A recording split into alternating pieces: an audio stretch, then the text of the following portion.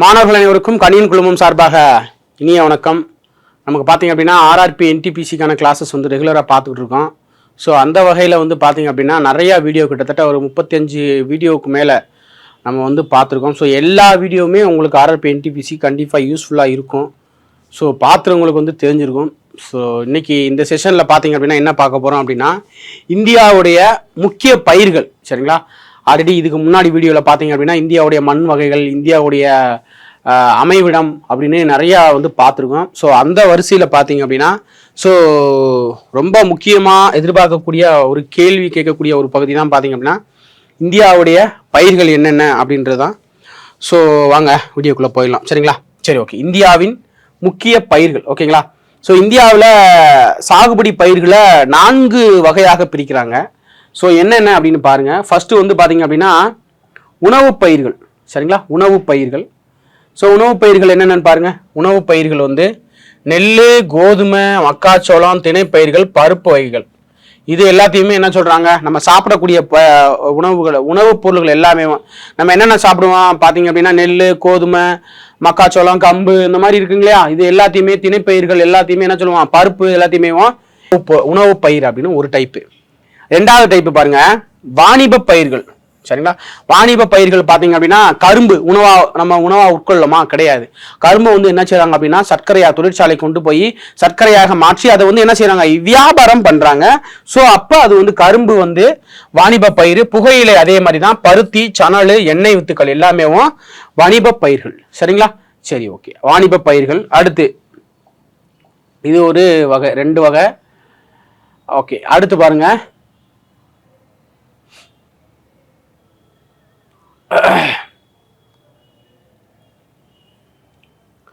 அடுத்த டைப் வந்து பாத்தீங்க அப்படின்னா தோட்டப்பயிர் அப்படின்னு சொல்லுவோம், சரிங்களா? தோட்டப்பயிர் என்னென்ன பாருங்க, தேயிலை, ரப்பர், காபி, சரிங்களா? நம்ம மலைப்பகுதியில், மலைப்பாங்கான பகுதியில் விளையும் இல்லையா? ஸோ அதுதான் தேயிலை, காஃபி மற்றும் ரப்பர் போன்ற பகுதிகள் தோட்டப்பயிர் அப்படின்னு சொல்றாங்க. தோட்டக்கலைப்பயிர் அப்படின்னு சொல்லுவாங்க. இது பழங்கள், மலர்கள் மற்றும் காய்கறிகள் வந்து சொல்லுவாங்க, சரிங்களாங்க? சரி, ஸோ 4 வகைகளான பயிர்களாக நம்மளுடைய இந்தியாவில் இருக்கக்கூடிய பயிர்களை வந்து பிரிச்சிருக்காங்க 4 வகையாக, சரிங்களா? சரி, ஓகே. உணவு பயிர்கள் ஃபர்ஸ்ட் வந்து உணவு பயிர்கள் டாபிக் உள்ள வந்து என்னென்ன பார்த்தோம், நெல் பார்த்தோமா ஃபர்ஸ்ட். ஸோ நெல் தான் ஃபர்ஸ்ட் பார்க்க போறோம். ஸோ அதிக மக்கள் தொகை காரணமாக இந்திய வேளாண்மைக்கு பெரும்பாலும் உணவு பயிர்கள் முக்கியத்துவம் வந்து அளிக்குது. ஸோ நெல் இந்தியாவின் பூர்வீகம், சரிங்களா? இந்தியாவுடைய பூர்வீகம் வந்து நெல்லுடைய பூர்வீகம் வந்து இந்தியா தான். ஸோ உலக அளவில் நெல் உற்பத்தியில சீனாவுக்கு அடுத்தபடியாக இந்தியா 2ஆம் இடத்தை வந்து வகிக்குது. ஸோ இது வந்து பாத்தீங்கன்னா இது வந்து ஒரு அயன மண்டல பயிர். என்ன மண்டல பயிருங்க? அயன மண்டல பயிர். ஸோ 24 டிகிரி செல்சியஸ் சராசரி வெப்பநிலை வந்து வேணும். அதே மாதிரி 150 சென்டிமீட்டர் ஆண்டுக்கு மழை அளவும் இருந்தா நெல் வந்து நல்ல விளையக்கூடிய நல்ல ஒரு பருவம், சரிங்களா? ஸோ வளமான களிமண் அல்லது வண்டல் மண் நெல் விளையிறதுக்கு வந்து ஏற்ற மண்ணாக வந்து இருக்குது. ஸோ ஆல்ரெடி நம்ம பார்த்துருக்கோம். ஸோ நெல் பயிரிட அதிகமான தொழிலாளர்கள் வந்து தேவைப்படுறாங்க, ஓகேங்களா? சரி, ஓகே. நெல் வந்து 3 முறையில் பயிரிடுறாங்க. ஒன்று வந்து விதை தூவல் முறையில், இன்னொன்று வந்து ஏறு உழுது துளையிட முறையில், நாற்று நடுதல் முறையில் வந்து 3 முறையில் வந்து என்ன செய்கிறாங்க, பயிரிடுறாங்க, சரிங்களா? சரி, ஓகே. அதுக்கு முன்னாடி முக்கியமாக இந்த வேளாண் பருவ காலம், சரிங்களா? இது ரொம்ப ரொம்ப முக்கியம், மோஸ்ட் இம்பார்ட்டண்ட்டான ஒரு பாக்ஸ் இது. ஸோ பார்த்தீங்கன்னா காரிஃப் பருவம், ராஃபி பருவம், சையத் பருவம் அப்படின்னு பருவத்தை வந்து 3 பிரிவுகளாக பிரிக்கிறாங்க. ஸோ காரிஃப் பருவம் பார்த்தீங்க அப்படின்னா ஜூன் டு செப்டம்பர் வரைக்கும், ஜூன்ல இருந்து செப்டம்பர் வரைக்கும். ராஃபி பருவம் வந்து பார்த்தீங்கன்னா அக்டோபர்ல இருந்து மார்ச் வரைக்கும்.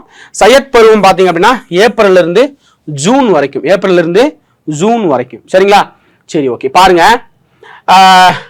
காரிஃப் பருவம் நெல், பருத்தி, மக்காச்சோளம், சோளம், கரும்பு, உளுந்து இந்த மாதிரியான பயிர்கள் வந்து விளையுது.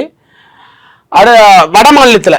இதே தென் மாநிலத்தில் பார்த்தோம்னா நெல், கேழ்வரகு, மக்காச்சோளம், கம்பு, நிலக்கடலை இந்த மாதிரி வந்து தென் மாநிலங்களில் விளையுது.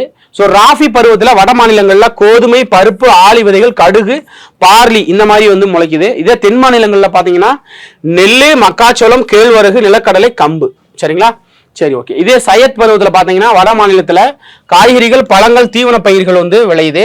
இதே தென் மாநிலங்களில் பார்த்தீங்கன்னா நெல், காய்கறிகள், தீவன பயிர்கள், சரிங்களா?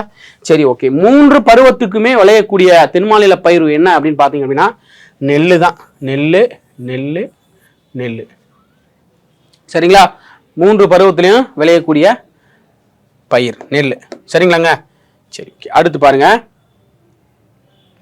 அடுத்து பார்த்தீங்கன்னா அதிக விளைச்சல் தரும் விதை சிஆர் தான். சிஆர் தான் 205, ஏஆர் தான் 306, சிஆர்ஆர் 451 போன்ற தரங்கள் இருக்கு நெல்லில்.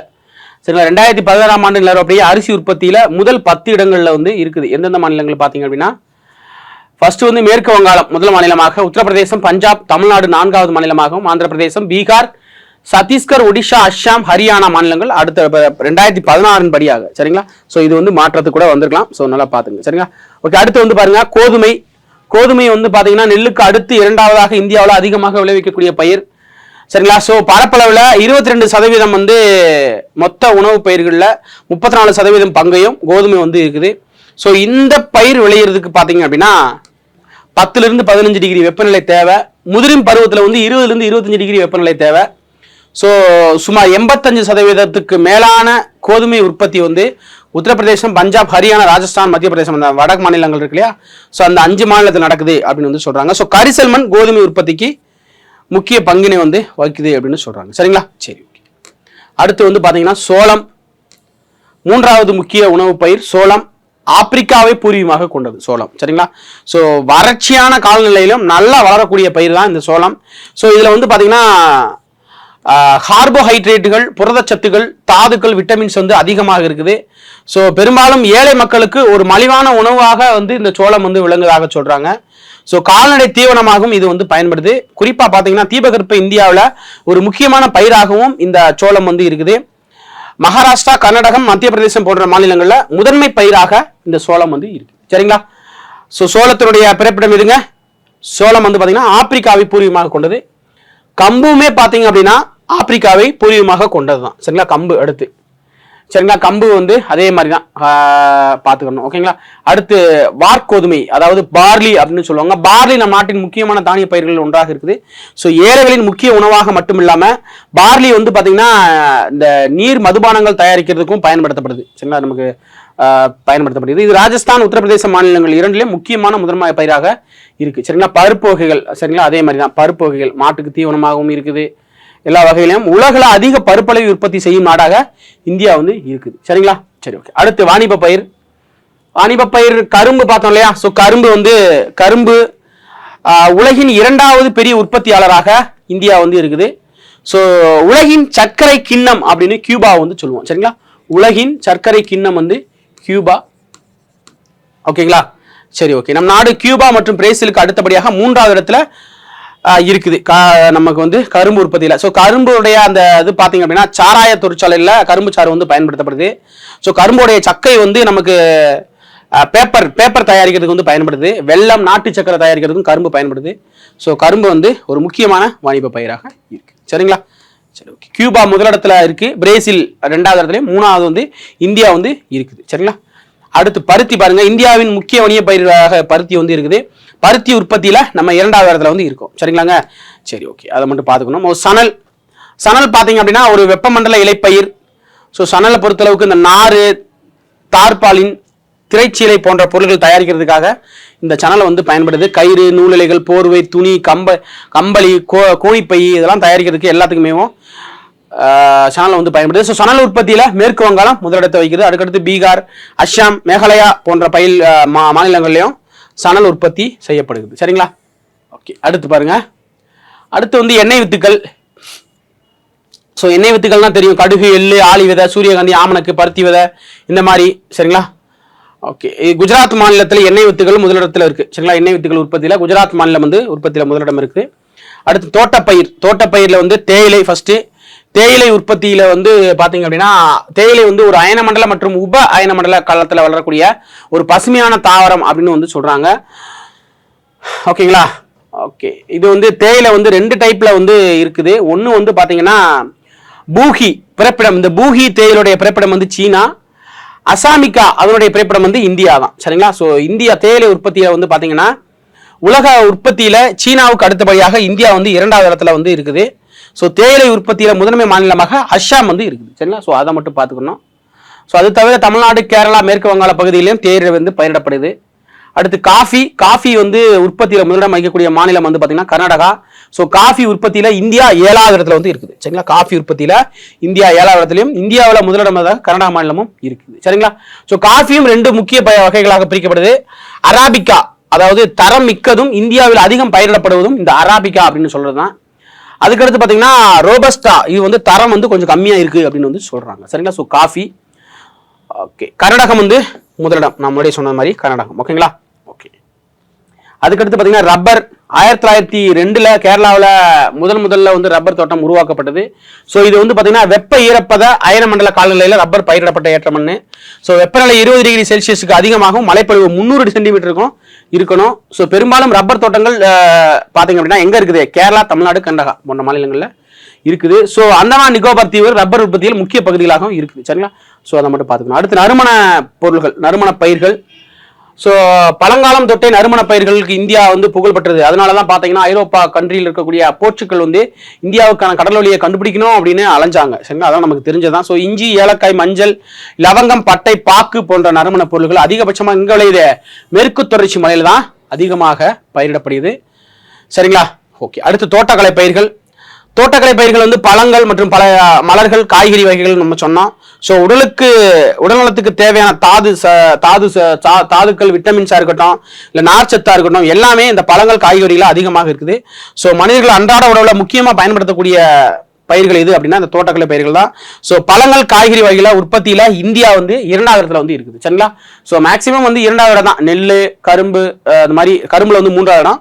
ஸோ தோட்டக்கலை பயிரில் 3வது இடம். சரிங்களாங்க, சரி, ஓகே. இன்னைக்கு நம்ம என்ன பார்த்துருக்கோம்? ஃபர்ஸ்ட் வந்து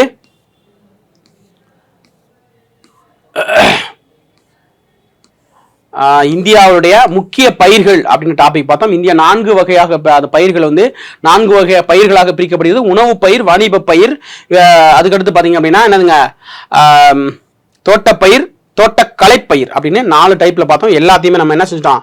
பார்த்துட்டோம். எந்தெந்த பொருள் எந்தெந்த மாநிலத்தில் முதலிடத்தில் இருக்குது, அது வந்து உலக அளவில் இந்தியா எத்தனை இடத்துல இருக்கு அப்படின்ற விஷயத்தை மட்டும் ஸோ தெளிவாக வந்து பார்த்துக்குங்க. அதுக்கடுத்து என்ன பார்த்தோம்? காரிஃப், ராஃபி, சையத், இந்த பருவத்தை வந்து நம்ம வந்து பார்த்தோம். சரிங்களாங்க, ஸோ இன்னைக்கு வீடியோ வந்து கண்டிப்பாக உங்களுக்கு யூஸ்ஃபுல்லாக இருந்திருக்கணும். ஸோ ரொம்ப முக்கியமான டேட்டாஸ் தான் கொடுத்துருக்கிறேன். ஸோ தொடர்ந்து படிங்க. கண்டிப்பாக வரக்கூடிய RRB NTPC எக்ஸாமில் எளிமையாக வெற்றி பெறலாம். கண்டிப்பாக வந்து தொடர்ந்து மட்டும் படிங்க. சரிங்களாங்க, ஏதாவது டவுட்னா கண்டிப்பாக கீழே கமெண்ட் பண்ணுங்கள். கண்டிப்பாக உங்களுக்கு ரிப்ளை பண்ணுவேன். இதுக்கு முன்னாடி நிறைய வீடியோ வந்து போட்டிருக்கேன். இதனுடைய தொடர்ச்சியாகவும் நிறைய வீடியோ வரும். ஸோ தொடர்ந்து பாருங்கள். உங்களுடைய வெற்றிக்காக எங்களது கணினி குழுமம் தொடர்ந்து பயணிக்கும். மீண்டும் அடுத்த ஒரு காலையில் சந்திப்போம். நன்றி, வணக்கம்.